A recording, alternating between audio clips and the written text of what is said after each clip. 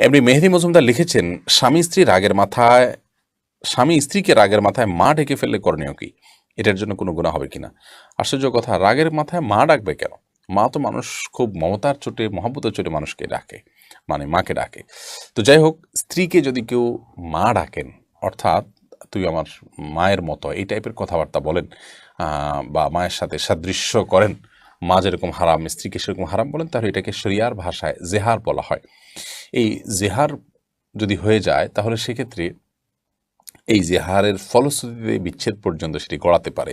আর যদি তিনি সেটাকে প্রত্যাহার করতে চান, তাহলে তার জন্য জেহারের যে কাফারা আছে, সেটি কাফারা দিতে হবে। এর মাধ্যমে তিনি ফেরত নিতে পারেন, স্ত্রীর সাথে আবার বসবাস করতে পারেন, সে সুযোগ আছে।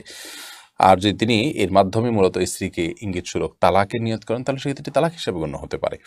বিধায় রাগের মাথায় এটি বলাটা, এটি এক প্রকার বিচ্ছেদের উদ্যোগ গ্রহণ করার শামিল। এরকম কথা বলার আগে বারবার ভাবা উচিত। যদিও জাস্ট এরকম যদি বলে থাকে তুমি আমার মায়ের মতো বা তুমি আমার মা, এবং উদ্দেশ্য থাকে যে স্ত্রীকে নিজের উপর হারাম করা, এবং অনেকে বলে যে আমার জন্য তুমি হারাম, আমার মায়ের মতো, তাহলে সেক্ষেত্রে সেটা জেহার হয়ে যাবে।